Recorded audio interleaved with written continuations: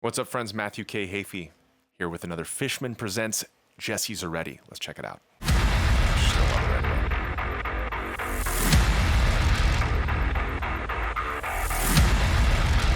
We're gonna get Jesse's levels too, remember, right?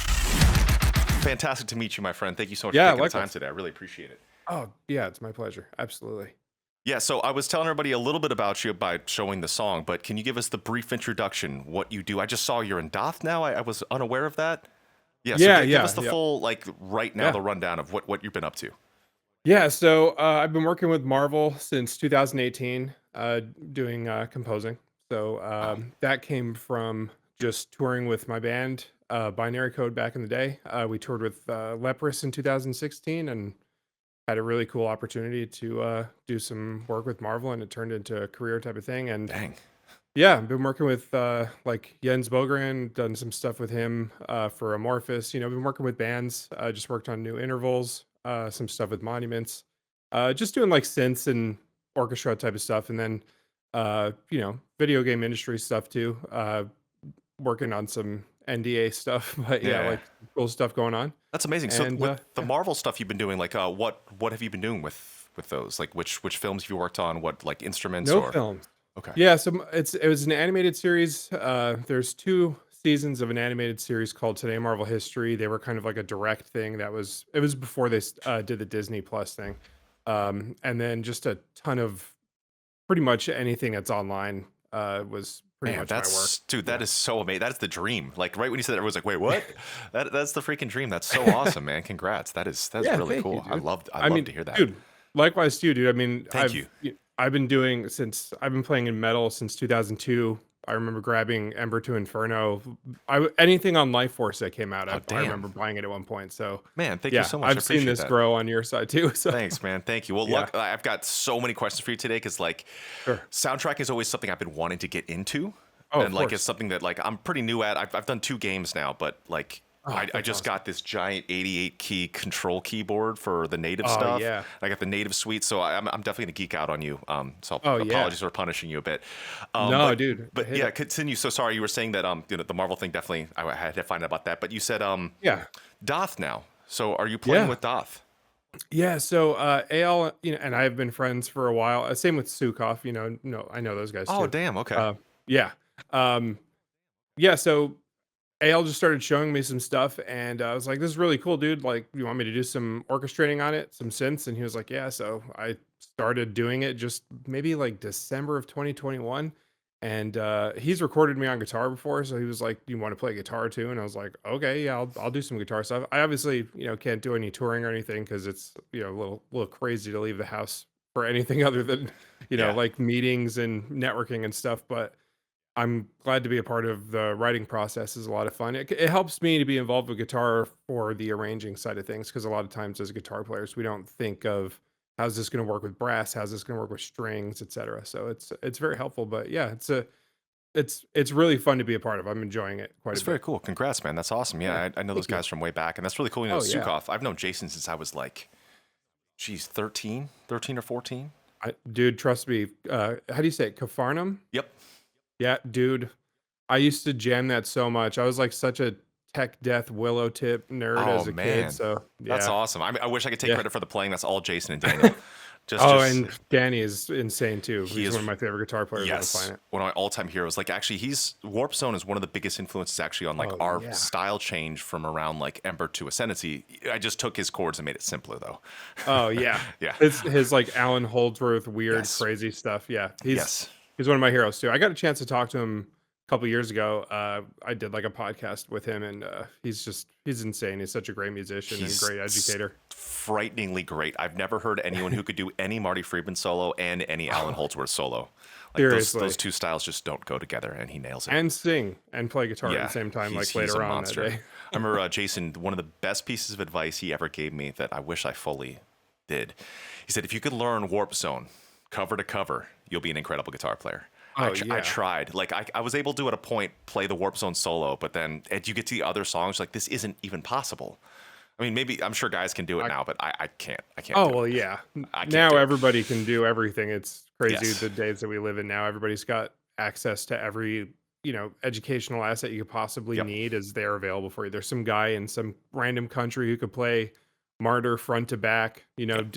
learned it all by ear. For Yep. me, it was like, forget it. I wouldn't even bother with half of it. But Yeah, I got in exactly. kind of late on them. I got in on the Feeding the Abscess, but it made me go back, obviously, and Yeah. listen to Warp Zone. That's a wild record. I think Daniel told me that they made sure both guitar players were tuned to a different tuning.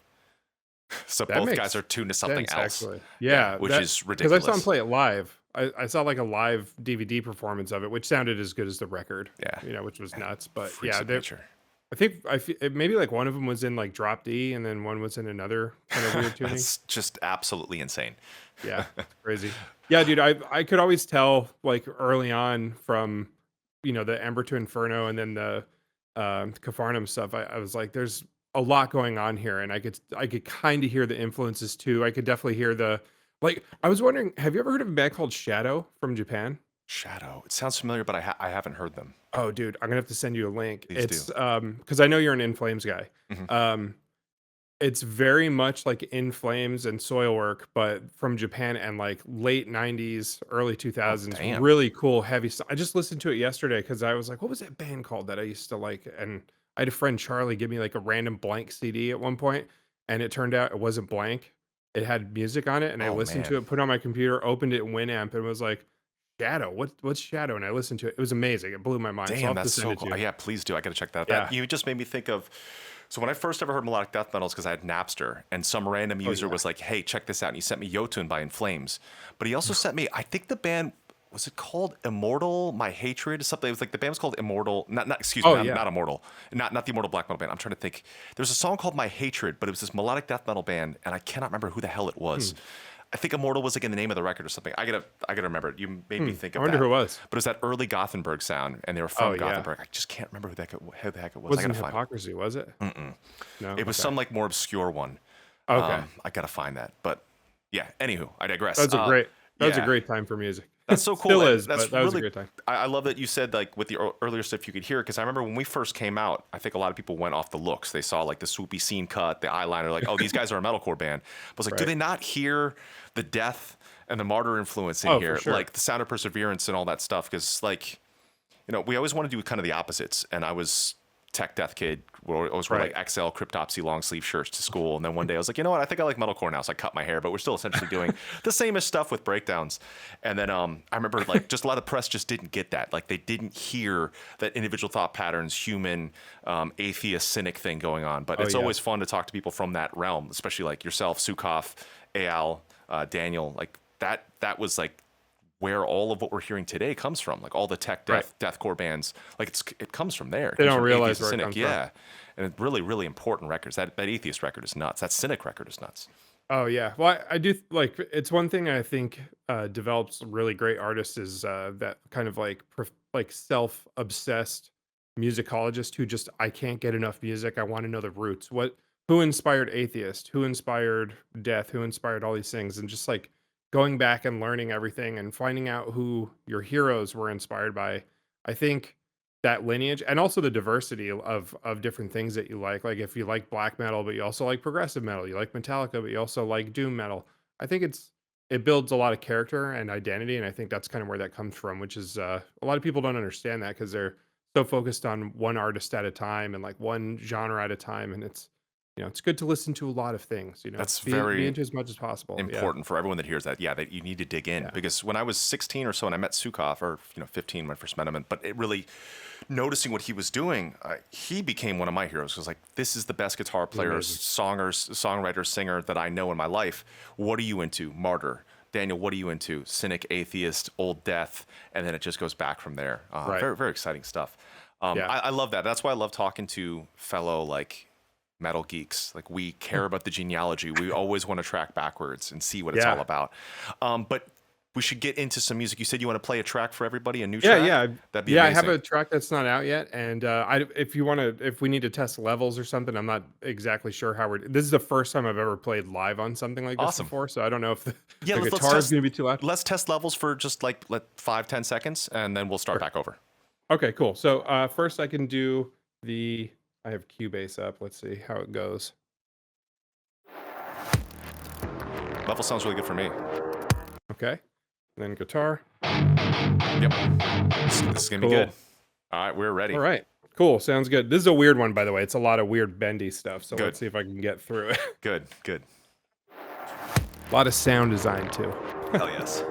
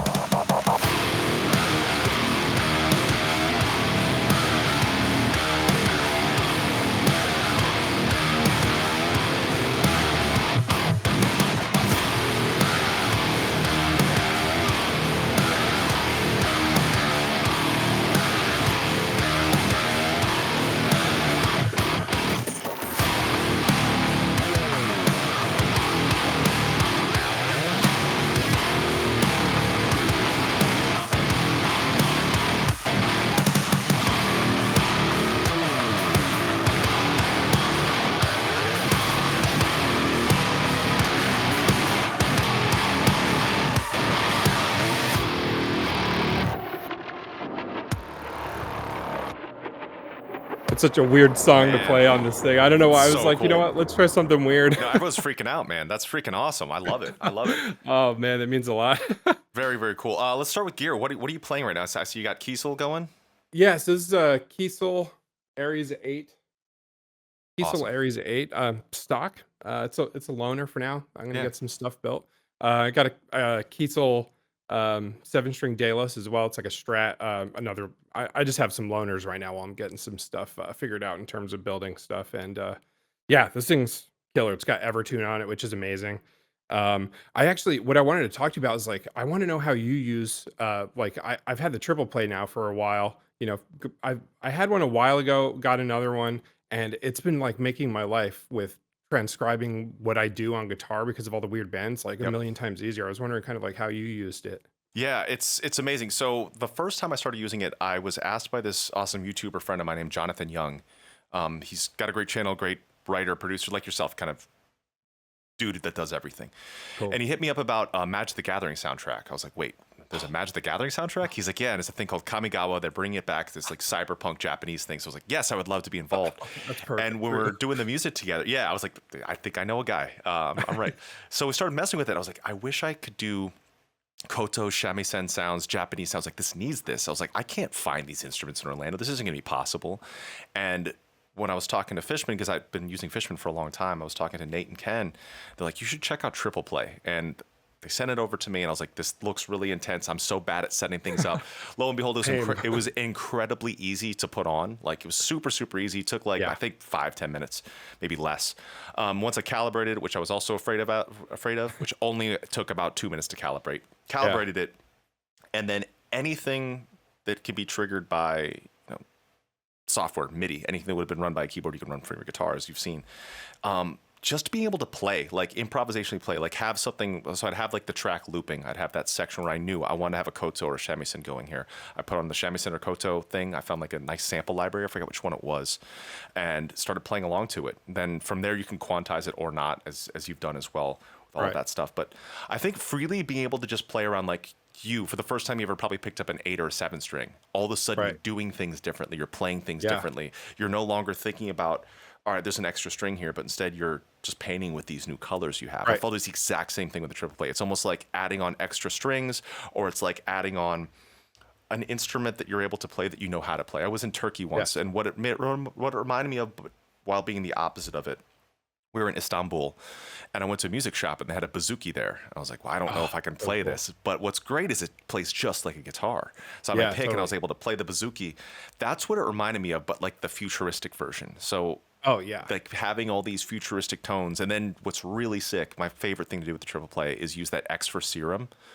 I don't know if you've messed Oh with yeah. that one. Yeah. Oh, I use serum all the time. Yeah, It's what you just so, heard was mostly serum. oh, hell Yeah. yeah. But using that Yeah. with the triple play is insane. Oh, it's Like, amazing. yeah, it's like you've got like a monster futuristic guitar. So it's Yeah. just being able to think about it less. It takes those couple, like, I was very afraid of the setup, the installation, but thankfully it was easy. Yeah, super And easy. And they once, make it easy to switch it out too if you want to yep. put it on another instrument too. It's What pretty I've been easy to bugging take them it off. about is 7 and 8 string versions. Oh, That's what I we gotta make know. happen. That's what we I gotta know, make because happen. all we get is 6 strings with it basically. But yeah, that Yep. would be really cool. I wonder Dude, if we same could though. shift it. Like, I wonder if we could shift the Yeah. to the lower Like strings. yeah, just like moving it around or something. I don't know. Yeah. Anything that could help with people who don't play 6 strings really much anymore would be great because Yeah. they're more limited. But yeah, I'm kind of the same way. And the reason why I love it with Serum too, and might be the reason you like it too, is because it has MPE technology in it. So What's that? MPE is a different bending range. So when we use something like Omnisphere or something like that, the bending range is actually limited to a much more confining kind of it's like scales almost, right? MPE allows you to be more microtonal. So when you bend, you actually get a lot of that information in between notes that you don't get with regular Oh, libraries. So wow. MPE, the reason why Serum is so cool is because it does that. It gives you that ability to bend microtonally and like really microtonal. Like you can bend notes that don't exist in any scale. And I think that's why Serum is really like the best way to start. If you ever want to use it with string stuff, there's this, I think they're called audio modeling. They do SWAM. They make a cello, they make all these other like violin and stuff, and they have MPE technology in it. And I don't know in any other orchestral library stuff that has that. They're the only one. So you can actually really play around like you're playing a real violin. It's really neat. Damn, that's so cool. And that Yeah. reminds me of, talking about Istanbul, it reminds me of like Middle Eastern music, how the reason why it sounds so interesting is that there are the microtonal things that Yeah. our brain almost doesn't register. I didn't Absolutely. realize that that stuff had that. That's so cool. Yeah, makes it interesting. That's for sure. We're so used to scale sets that are Western, and it's kind of confining in some ways. And even at, like Japanese and Chinese music, like there sometimes it steps outside, and it's what really makes you like think a little bit more deeply about the music. It makes you go like, "Whoa, I've never heard that before," and gives that emotional connection because it's new, which Hmm. we don't hear. It's hard to hear new these days. There's so It much. So really is, really yeah. is. Some of the things you mentioned, it made me think, are you musically trained? Do you have music theory training? I have like high school music theory training, and then the rest of it was just, practical application of like learning things, like or hearing other people talk about it more than Hmm. I've had an interest in learning it. It's useful to know, but I don't really use a lot of it. I learned a lot in high school, and then I just kind of forgot all of it. I actually had somebody tell me like learn as much as you can and then try and forget about it because it can be too much of a blueprint, for some people. It's like, "Oh, I'm in this key. I got to play this. I'm playing like this." I just do what's right, use your ears. That exactly happened to me on our fourth record. I started wanting to learn theory. I was like, all right, it's time. I Yeah. should learn this. And I started thinking for Shogun, that's why that entire record is all gigantic chords. So Oh, like the yeah. Down from the Sky chorus, like the chords are shifting from a regular minor into like these shifted ones because I thought I had to be playing that chord because the vocals are singing it. And so that's why Oh, that yeah. record is so strange. There's so many notes and all the chords, everything's stacked. They're all large 5 to 6 note chords that keep shifting with the vocal pattern because I thought you're supposed Oh, to do that for music theory. that's interesting. Yeah, so the music theory, exactly what you said, it started setting up this weird boundary. Yeah, I've met some musicians that are perfectly trained that know absolutely everything that use it to Right. their advantage. Some guys that said, yeah, I learned it and I stopped using it. That was definitely a question of mine because I've always been thinking, man, should I have learned it? Should I know it? But I Yeah. don't. I don't really. I just know essentially what I've picked up along the way, and some of them may have formal names or descriptions or things like that. Yeah, and it applied to what you were doing. A lot of times it's kind of like, in high school, you learn so much that maybe you're not going to apply it to life later on. Oh, like trigonometry. Yeah. What am I going to do with that? Yep. I have no use for that. I'm not going to build anything at any point that's going to need it. Same thing for music theory. Like learning some things may not be useful, but I'm very fortunate. My gal, she's got a master's in film composing from NYU, so Oh, she's like a awesome. total music theory nerd. So if I ever have a question of like, why does this sound so weird? What's going on? I can't figure this out. She'll figure it out on piano or something, and then tell me what's going on, and I can kind of make sense of it. And of course, like I have like enough knowledge to be able to write music for orchestra. So like there's enough information there, but it's not like a deep I can't educate on it. I would be terrible at that. I would be the worst person to explain things because the way that I figured out because we all make things make sense to one another in a way that makes sense to us. It's not necessarily going to make sense to everybody else. Same thing with guitar, right? Like I can't imagine trying to think somebody like Frederick Tordendahl from Meshuggah being able to explain like how he got good at guitar to somebody. I think he probably just Got played good. guitar a lot and Yep. yeah, you just get good at it. Yep. But I know that like you're very like disciplined uh, outside of guitar too, like you do BJJ and everything like that. So I'm sure that has some application to why you've been able to kind of understand music the way that you do as well, because it's probably just programming that you have built in. Definitely. I've always said and joked that I'm half Japanese, half Marine. My dad is a Marine, my mom's Japanese, and those are two Right. very regimented, Awesome. obsessive, intense cultures. So I think that's Yeah. why I do have a very Oh, yeah. structured thing going. But yeah, speaking of jujitsu, it definitely helped me for singing, guitar playing, because I started it, and I think all musicians would probably start something like that, be like, I'm going to be good, and just think they're going to be good because they're good at something else. I was Right. terrible, terrible. I remember the first time I ever grappled with anyone, I was like 205 at the point because I was lifting weights, and I was set up to grapple against like a 17-year-old who was like maybe 140 pounds. I was like, I'm going to smash this kid. He choked me out Yeah. in 30 seconds. Triangle Yeah. choke. I was out. My face was turning purple. I'm like, oh my God. And that showed me like I didn't know what I was doing. So I think that humility of like an insurmountable, a mountain that's impossible to climb. It made me see, okay, these are all the things I have to do to essentially learn this new foreign language. How can I reapply this though to everything I already do? How can I Right. apply that intense training regimen to jujitsu, to guitar and vocals and everything? But it's interesting because I thought at many times like, all right, I should be further along as a shredder. I should be more technical. I should be able to do this and this and this. But I realized each one of those components you decide to go after, it's essentially going to leave the training away for something else. Right. Like I've always prided myself on being very a competent rhythm guitar player, but leads I always stick to like the dad solo stuff, like the pentatonic bends, and I think Yeah. it's fun because not too many people are doing that anymore, so I think it makes it Right. interesting. I guess everyone did it before, but Right. I used to kind of beat myself up about, all right, I should be able to do these solos. I should be able to play Warp Zone by now. I should be able to do Yngwie Malmsteen stuff from back in the day, Right. trying to learn it at 15. But in the time that it's taken to like delve into other things. But you did say you wouldn't be a good teacher for it, but I'm sure you'll have great descriptions for it. When it comes down to making orchestral music, how do you pick what does what? That's what I want to know because I feel like I can write orchestral music a little bit, Right. and then that leads me to a second question. So the two questions would be, how do you know what parts to give to what instruments, how many violins there should be, how much brass there should be?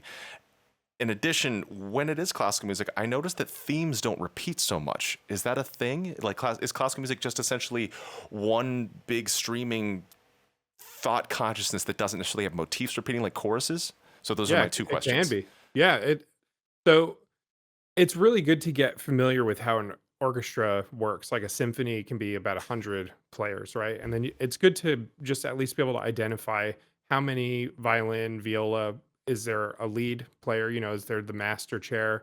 And same thing goes for flute. How many flutes are there? It's good to know a general idea of how many of those exist. The cool thing about today's technology, like Spitfire is a really good example. BBC Symphony Orchestra Pro, it's all mapped out for you. So you don't have to worry about Wow. how many violins are in there. But what's also cool about it is that you can solo out the instrument. You can use the lead, the master player. So you can have a solo instrument and then you can also have the full ensemble. So um, I guess really what it comes down to is registers. You kind of look at it the same way you do a band, right? Like there's going to be the bass player. So that's going to be like your cello, and your cello is kind of that in between. It's like kind of like an eight string guitar, but it's more like a bass than it is anything. And then you have your string bass, and then you can have contrabass. So that's like your bass player of the band. And then everything above that's kind of just like you're going from your rhythm guitar player to your lead guitar player with viola and violin. So I guess you find a way to apply it to what you already know. So if you think about it in terms of a band, everybody's kind of assigned a role, right? Like, hey, you're gonna play like the chorus, you're gonna play power chords. Okay, cool. Let's make that brass because brass intervals are really well put together when they're tight. So you can almost play chords, right? Like you can play like a power chord on brass and it sounds incredible. Can't really do that with strings because they start to kind of flutter a little bit. It starts sounding kind of weird. So you just kind of start learning what instruments work well with one another, what they replace, what they act as. And I do think classical music, is a little tricky because there's so much movement to it, and that's a lot of what's missing, when I hear kind of like, somebody shows me like, "Hey, what do you think about my composition? Do you have any advice for it?" I'll listen to it. Like, it could use some more movement. And the reason why that person usually struggles with it is because they're so used to songwriter formula, right? Like the Nirvana formula or something. It's just kind of built into them from hearing music for so long.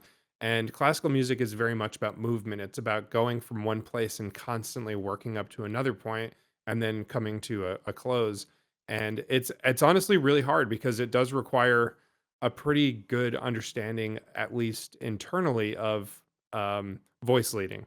So understanding how to take motion within repetition is actually quite complicated. Hmm. Fortunately for me, like a lot of the stuff that I've done with Marvel is linear themes. So it's actually, I mean, dude, you could be doing that for a living on its own, I'm sure, at this point with the amount of stuff that you do. But like linear themes are really great places for people in bands to kind of start.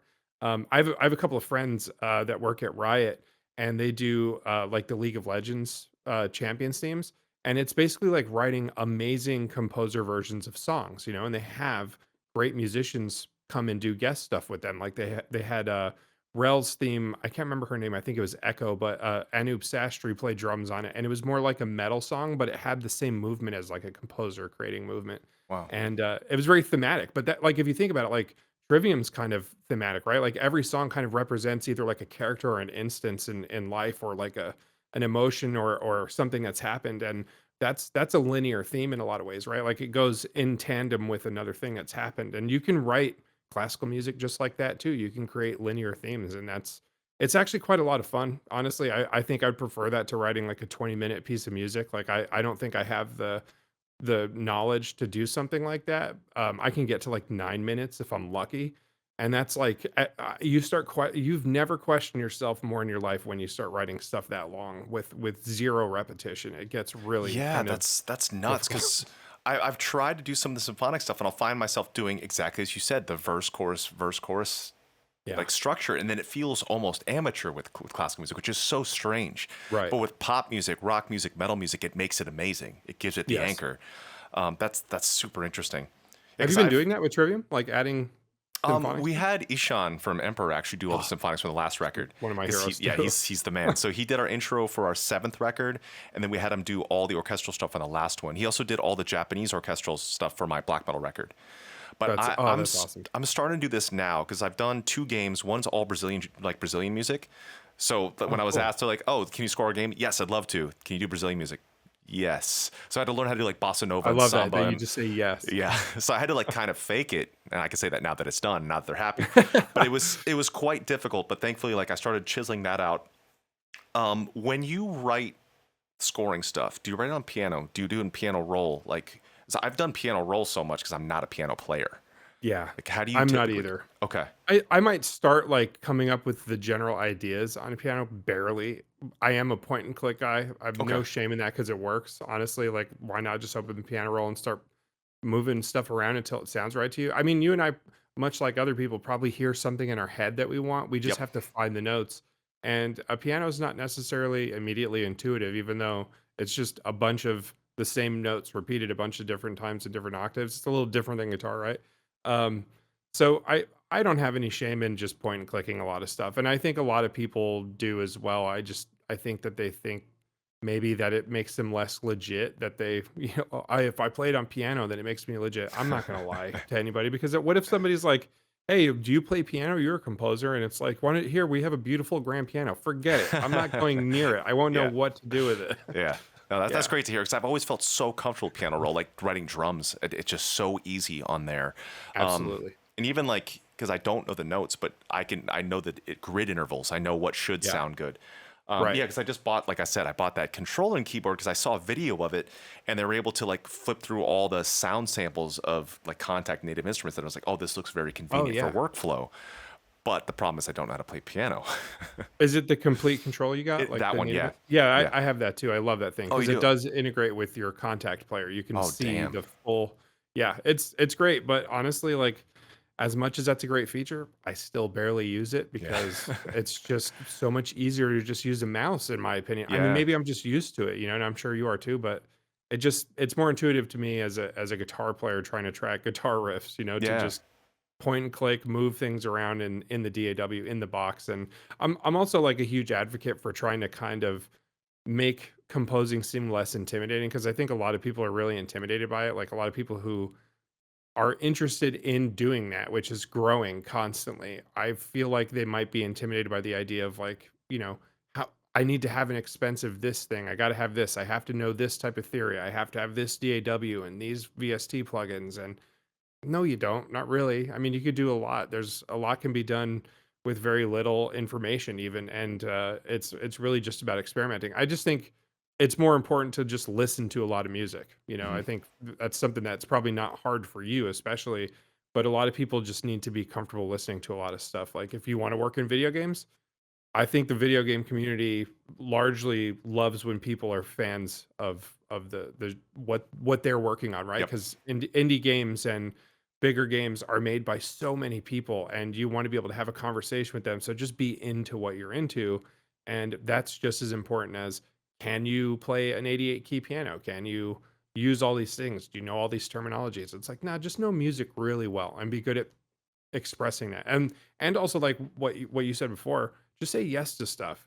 Become like a person who can say yes and figure it out. That's exactly what I did when I was asked by Marvel to do music. I had never really composed for anything in my entire life. But was I about to say no to something like that? It was just like, all right, I'll make it happen. And I sucked so bad at first. And then I started getting better, and I look at myself now and I'm like reworking stuff I did earlier because like I want to share it and not be embarrassed by it, which I would be if I shared it in its state now. So I want to kind of bring it back to life, and that's kind of like a part of the process. That's how we are with, your earliest demos are probably not something where you're like, "Oh man, people need to hear this." Exactly Yeah. how it is. Yeah. No, you want it remixed. You want Yep. to re-record the guitars or something. Yep, absolutely. Oh, that's so, Yeah. so many great points you just said in there for everyone and for myself included. And I appreciate it because I was like, I know I have a lot to learn from this guy, and I'm gonna learn a lot. So I'm already learning a lot, and I really appreciate that. Oh, dude, For it's nothing. for your latest song, the Argent track, Yeah. did you write, engineer, mix, master the thing? Are you doing mixing and mastering as well? No, no. So there's a little bit of a small team involved in that. So I have an assistant, Brucky, who's in Slovakia. He helped with that, and he did some additional music on it. So I just started like the general idea, got the main layout done, and then he came in and added some stuff. And he's amazing with sound design. He also works on video games. He's been doing that for like the last 6 years. He worked for 2K Czech, so they did like Mafia and stuff like that. He's an incredible video game composer. Like he understands themes really well, and he understands all the audio implementation software and all those crazy things. So he's great to have, and he has a great perspective.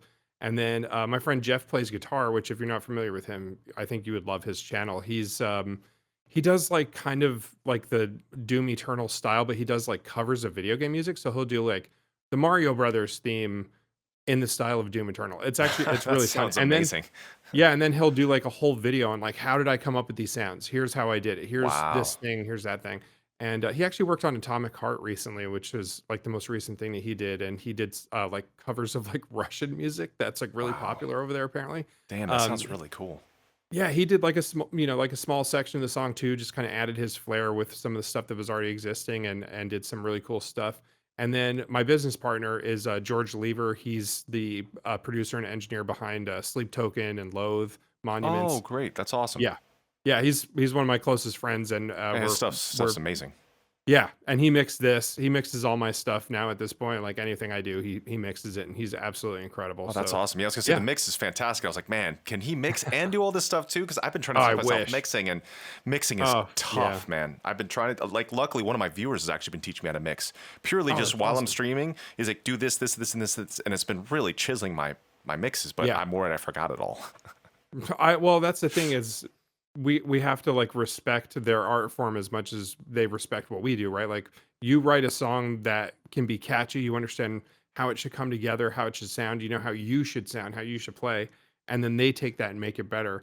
And then on the other side of things, like they might not be great songwriters. So it's we all have our lane, and we do what we do because we focus on that so much. It's like razor sharp for us at some point. I think training your ears, also the amount of like shows that you've played and like gone to, like maybe your ears aren't like an audio engineers where they listen to music in an environment that's more conducive for their ears, and like Yep. mine are ruined from being an idiot and not, going to see the red chord in Between the Bear and Me in 2005 with no earplugs. Why would anybody do that? Like, Yep. and here my ears are now. My right one's worse than my left one. I can't mix I your have stuff. constant tinnitus. It's always, always Yeah. ringing. But oddly, like I feel like my hearing has been getting better. Just the ringing is always there. Like I have to Oh listen to yeah. music quieter and quieter, which Yeah. is Same. strange. Yeah, like Starts maybe to that's hurt a good. little bit. Yeah, yeah. I was actually curious because I know you love video games so much. Like, what are some of your favorite video game soundtracks that, like, outside of, like, let's call it like metal and like heavy electronic? What are like some of your favorite soundtracks? Nobuo Uematsu has always been one of my favorite Oh, composers ever.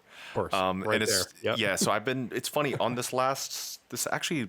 I'd say maybe this whole last year of touring, we've had days off and travel days, and the only things I really ever listen to now is Joe Hisaishi, the composer from all the Ghibli stuff, like Spirited Away and Princess Amazing. Mononoke. Oh my god, amazing. The Nobuo Uematsu. I found this guitar player named John Oeth. He did an all classical solo guitar playing version of all these Final Fantasy songs. Oh Highly my god, recommend I it. have It to is show Sydney amazing. that. Oh, Amazing. Yeah, so when you send me some stuff, I'll send you this stuff too. yeah, please. But so it's John Oeth, and he's playing all the like the beautiful, memorable songs that you grew up from, all these amazing moments on classical guitar. And That's the Joe amazing. Hisaishi stuff I've been listening to, he's got a couple records. I think it's called Freedom Stories. He's got 4 collections of it. It's just roughly essentially solo piano of all the amazing Ghibli stuff. So I've been listening to That's those. awesome. I got back into anime finally. Like I fell out of love with anime after like high school, maybe even before high school. I don't know Same. why. But my guitar tech is massively into like he's watched all of them. He's like start Attack on Titan. So I started Attack on Titan. Oh, cool. The music on that show. First of all, I'd say that it's my favorite series of all time now. It is like my number Oh, one. that's awesome. I put I it need to above. watch it then. Yeah, just start with the first episode, you'll be hooked. I think it's better than every series I've ever seen, but the music is unbelievable. There's a couple things involved. There's usually an intro outro band that they'll get. So there's this great Japanese Oh. power metal band called Linked Horizon. It's Linked like Horizon. full on choirs, operas, sort of like what we see in power metal, but sung in Japanese with German speaking, and the stuff's just so symphonic and catchy and amazing. So the show That's starts with awesome. that. But then there's a composer named Hiroyuki Sawano who does all the music in between. It's kind of, how would I describe it? It gets kind of Mick Gordon-y at moments, but it's also like Game of Thrones-y at moments, and he also gets Oh, medieval cool. at times and classical Whoa. piano. Then there's like songs that sound like Linkin Park / One OK Rock / Cold Rain, like pop songs in Jeez. it too. So this guy he's done like all the Could do Gundam. anything. Yeah, he's done like the Gundam shows and everything. So that's what I've been listening to. Attack on Titan That's awesome. soundtrack, Joe Hisaishi, Nobuo Uematsu. But as far as favorite soundtracks, Final Fantasy 7, 6, and 4. Chrono Trigger is one of my favorites of all time, and Chrono Trigger actually yeah. inspired our song "Ashes" on Ember to Inferno, the little Oh, music cool. box song, which is very Chrono Trigger inspired. Oh, that's awesome. I've referenced Final Fantasy stuff and Trivium stuff like Strife, Cloud Strife, kind of referencing him. The Calamity referencing Genova from Final Fantasy 7. When I first ever played the first Doom, I was like, this is what I'm gonna do someday. I want to score this game. I don't know what this That music Metallica is. riff. Yeah, and so been obsessed with wanting to get into games more like that. Thankfully, the second game I just finished scoring, it's a metal soundtrack. I can't talk about what game it is, but they're like, yeah, you can do anything you want. I was like, okay, cool. Well, I'm gonna Oh, play man. 8, 9, and Can't 7. beat that. Yeah, I'm gonna play like 8 and 9 string guitars and do and like try to teach myself, because everyone would talk about, like, I love mixed music. And I was like, how the hell does he do what he does? And Yeah. he'd do the long conferences, which were kind of confusing for me. I have ADD, ADHD, obviously. Yeah, And, 4 hours is too much, right? Or 2 hours. Yeah, and like he described it incredibly well, but I learned it from watching his video of BFG, and I started just looking at the screen what he was doing, and I thought it was super complex. And he may do a more complex version, but with the modular synthesis, I'm not sure if you do that stuff. Do you do modular synth stuff? Sometimes, yeah. It looks rarely. like a very expensive hobby. It looks Yeah. difficult, and I was like, Complicated. I don't want to own all those pieces. But so I try to take what he did and reverse engineer it. I was like, okay, or maybe this is exactly what he'd do. I'd take like a drum loop, I'd bounce it down, and then just stack it with tons of effects and turn it into something completely different. Distortion. Yeah. Yeah, and just turn it into like a different sound. So that next game soundtrack has like a bunch of that, like 7, 8, 9 string guitars with like weird sounds all over it. That sounds amazing. Yeah, it's gonna be a blast. But I highly recommend starting Attack on Titan as soon as possible, even I just have- for the yeah, music. it sounds great. It is. I know it's like- everybody loves it. I blew through like 86 episodes in like 2 months of touring. Yeah, it's that Well, good. yeah, I mean, you're just driving around, right? Like, what else? You can Yeah, either play it's games or, so yeah, good, man. play guitar, which you're already doing half the time. So it's Yeah, yeah, it's that's. so Do you play good. guitar while you watch too? No, I don't. Yeah, It's that captivating. Like I yeah, actually, because I kept looking for something that would make me disconnect. Because on all this downtime, I just end up working. yeah, Like, all right, I yeah. should go do something. I should learn Makes something, you learn a appreciate thing. music more, right? When you come Yeah, back to it. but with that show, I mute everything, do not disturb on everything. I just don't do anything, which is amazing. Because That's before, awesome. I would just always work and work and work during downtime, Yeah. which isn't good. It's good to work a lot, but not that much. And I was Yeah, burning you don't want myself to out. overwork yourself and Yeah, develop like these tears in your brain, that you can't yeah. heal. I was definitely Dude, that's there. awesome. I was definitely there. For your sound design stuff, what's your typical approach? Like, what are you doing for the sound designs and the tracks you just showed us? The track. I'm kind of experimental about everything. I don't really know how to do the same thing twice a lot of the time, so I end up like saving like, oh, I like the way this sounds. I'll save a track preset in Cubase and use it again later on. But it's a lot of just taking effects. I love weird plugins. Like the weirder a plugin is, the better. I really love the what's the Devious Machines makes really cool stuff, and Yum Audio makes some really cool stuff. And I'll just apply it to something that's normal sounding, like just like kind of like a heavy kind of 80s style, bass synth or something, and then get rid of all the reverb, get rid of the delay, run it through super heavy compression. Actually, my friend Jeff plays guitar, I was mentioning before, worked on a compressor called Argent Compressor. Hmm. And it's the Mick Gordon compression sound in one box, so you don't have to stack Oh, damn. OTTs and all that stuff. Yeah, it's great, and I it's got to get that. yeah, actually, my neighbor and friend David Levy, who did the Doom Eternal, the Ancient Gods, he has some presets in it that are amazing. Oh man. They crush your signal. They'll make it sound like absolute chaos. And Yeah. then just automating, kind of going in and using LFOs and oscillators and using like for example, if there's a formant shift in a particular plugin, I really like that band Infected Mushroom created plugins called Polyverse. One of our sound guy uses one of their songs for our sound check. Oh Yeah, yeah, I mean really, their really good. productions, Yeah. it's level 1000. I think that's their They're song. so Yeah. good. The level of pristine audio that comes from the electronic world, like dictates a lot of It's what sounds nuts. good to me as well. Yeah, it's Yeah. nuts. Do you know Um, Joe Ford by chance? Are you no, familiar with him? no. He created a library called it's Keep Forest. He did Devastator. Hmm. He's amazing with the sound design stuff too, and he's really good at kind of talking about how to use plugins in more kind of experimental ways. And I've kind of just recently been watching his stuff, and just my mind's blown because he's a drum and bass guy who really Yeah. understands sound design, and he has an amazing way of using weird chorus, like plugins to do certain weird things to your Damn. almost kind of like dubsteppy, but like not dubstep. It doesn't have that weird dubstep quality to it where it's like, oh, this sounds like 2006. It's Yeah. like it sounds unique and really cool and almost kind of robotic. Like I always one of my favorite sounds I've ever heard in sound design is Terminator Salvation. Not my favorite Terminator movie, but the sound design in it is insane. The guy did. Do you remember Snarling Dogs, the wah pedals? They Yes. look like a dog and their Yeah. eyes I glow haven't red. thought of that in so long. Yeah. Yeah, they've been away for a while. I'm from New Jersey, and the guy that made him, Kenny, he's from New Jersey. I actually hit him up recently to see if he'd build one of these things. It was called a mold spore wah. It's a wah with ring modulator in it at the same Holy time. cow. And the guy from Terminator Salvation, which Danny Elfman did the music for, there was this hunter killer that like swoops in and grabs these people out of this shack that they're hiding in and like scoops them up and then throws them in this like net that they have and they take them to something for processing. The sound of it was a car hood being crushed and run through this ring modulator Holy wah shit. and then That's just so cool. opening it up. Like stuff like that. I'm like, that's the coolest thing ever. That's so neat. Next to making music, that's fascinating to me. Yeah. Like, how do you do that? That sounds so cool. And like the sound of Transformers, all that stuff. It's just fascinating. And it's really just experimenting. That's how they arrive at what they're doing. They're mad scientists, That's Man, that's so fun. pour stuff in a bottle, see if it explodes. That's kind That's of what so it is. fun. That reminds me, I remember hearing about a Morbid Angel guitar solo that they had the amp sitting in front of a fish tank. And then there was a fan on the other side, then the microphone. So it probably just sound like a watery chorus, but you saying Oh, that made me think of what that. was that where the slime lives? It's got to be one of those solos. I remember it was like like a watery chorus sound. You That's so cool. mentioned like because I don't know this realm so well, like the LFOs and frequency oscillators. When Mhm. you're doing your modulation, do you program it with like the lines in automation? Do you grab a Yeah. knob and turn it? Like, what do you prefer to do? 'Cause I need to start doing that more. I kind of like drawing it in, and the reason I like doing that, I used to be a creative director before I started composing full time, so I like looking at things in very visual ways, and I think it really helps. So I'll put my synthesizer track where I'm going to be doing the automating, like the automation lane.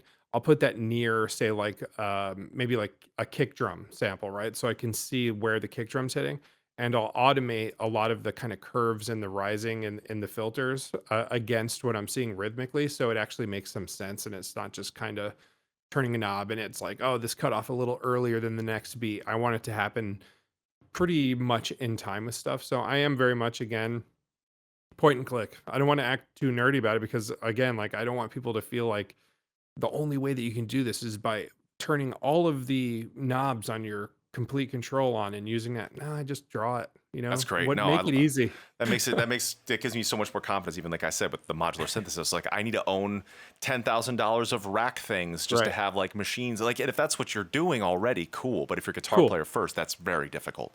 Yeah. Yeah, And also, I wouldn't even know where to start with that. I mean, look at you and I. We're both like, how do we make Discord's window bigger? It's yeah, like, you expect exactly. me to use modular synths Yep. right now, dude? I'm They always look like those old phones that people used to use back in the day where you yes. gotta like patch. I don't know how to use that. No, I'm always like crying, yelling at my system because there's always something. Because there was no guides on how to do exactly what I do for my stream and stream it, so I had to just Right. make it up. I was like, I gotta see what gear I have. I don't want to buy a bunch of stuff. What do I have? And it's like all the audio is going into a Mac, almost like a recording session, and then that feeds Right. into the PC, and the PC does all the stuff. But there's so many pieces that it's driving me nuts. I know. Same. Yeah. I feel like I'm going mad all the time trying to Yeah. figure out why certain things don't work. I was actually very fortunate. My friend John Douglas just flew here from Atlanta, and he's a total audio engineering nerd. And he rewired my whole studio, Oh set up man, my I want someone PreSonus to do studio. that. Dude, well, he's not super far from you. You should hit him up. He's in Atlanta. He worked with Sukov. He did like a lot of the editing for Sukov. So Really? Dang. Okay. I'm sure you've kind of, in some way, kind of probably been on something parallel with him because he's been with Sukov for at least over 10 years. Wow. Yeah. Because I kept Um, thinking, I was like, I would love to just hire someone to just, can you audit my system, fix it for me? he just did that, and it's literally the best thing that's ever happened in my studio. Like Oh I my have all gosh. my synthesizer. I use the PreSonus Studio Live 32. It's like a giant rack that has 32 inputs. Wow. He has all my synths running through it, my quad cortex, my compressors, my torpedo, my two notes torpedo. Everything's running into this thing, so I can turn everything on. And then he set up my Discord for me. So now I have my mic getting Cubase into it, all this stuff. I don't know how to do that. I had to have Yeah. somebody I don't. who's a literal genius with that stuff do it. And I mean, if you're still in Florida, dude, Yeah. he's just right there.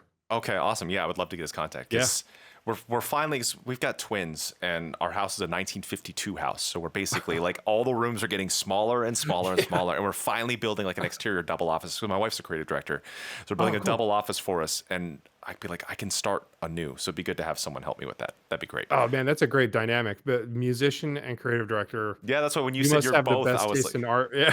like, she taught me all about visual art because before I used to be like she would have to drag me kicking and screaming to go to the Louvre in Paris. I was like, I don't want to see a Oh bunch yeah. of pictures on a wall. Like I was like, Staring yeah, at it's like a something you don't dumb, understand. yeah, I was like the dumb typical American touring band guy. I was like, I don't want to see a bunch of crap on a wall. But then it started unlocking things in my brain, and now Yeah. I'm an awful visual artist, but it inspires everything. That's why I Oh like yeah. Final Fantasy and Attack on Titan. All these things just make my brain want to create. But man, And the Ghibli stuff too. The artwork is just we just rewatched what did we watch? Spirited Away. And did we watch Spirited Away? I can't remember what we watched, but it was like 3 months ago. I'm like, this art's still it's amazing. so good, and I don't know. I finally delved into the older stuff because as a kid, I saw Totoro, Mononoke, and Right. Spirited Away, and now that my kids are of the age of for everything but Mononoke, we've been digging back. Nausicaa's amazing. I don't know if you've seen that one. Nausicaa. No, I haven't. It's kind of you'll start to see like, oh wow, everyone has been copying. I don't know if they're the first story of this, but the subject matter, I think they were one of the first people to do that. So Oh wow, Nausicaa's really? amazing, Castle in the Sky is amazing, Oh Kiki's yeah. Delivery Service, like they're all fantastic. The raccoon Yeah. one's not very good. My daughter and No. I were watching that one. It wasn't very good. Yeah. Just a total miss. Yeah, Yeah, so skip that one. your artwork's always been amazing. Like Thanks.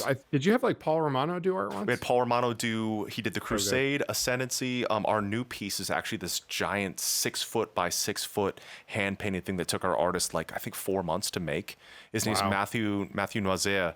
He's this French artist who'd never been to a show. All he's Wow. done is paint, and he's as good as like Caravaggio. He's like 17th century master Oh, good.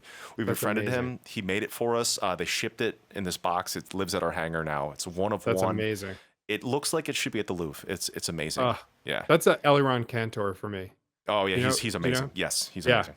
He did some art for my band. He was friends with my singer back in their early Israeli days, and he did some artwork like I can't remember the name of the band. They're from China. I'm having a brain fart here. You know what I'm talking about? It's really disturbing. It's like a bunch of babies in this like cart, and it's very like Baroque looking, Yeah. and they're just like all Sai. stacked up. Sai from Yes, Japan. I. Yes, I know They're exactly. Yeah. Japan. Yep. Sorry, yeah. No, no worries. Yeah, he's Um, amazing. I was thinking Thonic that too from artwork. Taiwan. That's who I was thinking of. Yeah. That's who I was thinking Yep. of. Yes. Yeah. No, Sai. it's not them. Yeah. Yeah. Okay. So yeah, Psy. Their artwork was incredible. The most recent He did some Bloodbath. Heaven Shall Burn stuff as well. Yep. Did Hatebreed. Yeah. Yep. Yeah. The He's fantastic. Bloodbath. The one with man, I'm having the worst. Fleischman. There's a song called Fleischman. It was like a cradle, and it's so horrible. But there were like flies coming out of it, and then Yeah. you just see in the background people. It's like, who comes up? How do you come So up with brutal, something like man. this? He's so brilliant. That guy. That's amazing. It's Oh, amazing. he sees things that I wouldn't even ever think of. You know, Yeah. it's incredible. That's so cool. Yeah, I'm always drawn to great graphics. I think that's really thanks to my wife's training. Like half sumo, all the stuff that we do, like the really bright yellow jacket I wear. yeah. That's from a jiu-jitsu apparel company that they do tons of stuff for us. That's awesome. Yeah, it's fun That's stuff. so cool. Man. Awesome. Well, dude, I learned so much from you today. I was very, very like once I started like looking at your music, I was like, oh my gosh, we're gonna have so much to talk about. Dude, So I thank you so truly much. appreciate you teaching me all this stuff. This is gonna help me. You've inspired me for what I do. And I yeah. appreciate it, man. And likewise, dude, you're Yeah. you're an inspiration Oh, with your man. dedication to your craft Thank and you so everything much. that you get into. It's makes me feel bad about myself. I'm gonna have to get a little more focused. dude, you're crushing it, man. Keep doing exactly what you're doing. I It's appreciate it's it. amazing, man. Yeah, Thank you, please man. hit me up anytime. Stay in touch. If you can make any of our shows, let me know. Tickets always on me. And Likewise. thank you Oh, so much dude, for everything, man. you're a king. Thank you so Awesome. much, Matt. Great to meet you, Bye. dude. All right, you take care. Likewise. See you later. Friends, that was Matthew K. Heafy, yours truly, with Fishman Presents, talking to Jesse Zuretti. I obviously learned a ton about scoring, about classical composition, about gear, about everything. Freaking amazing. We should check out all of Jesse's work. My mind is blown. Amazing, amazing talent. See you soon.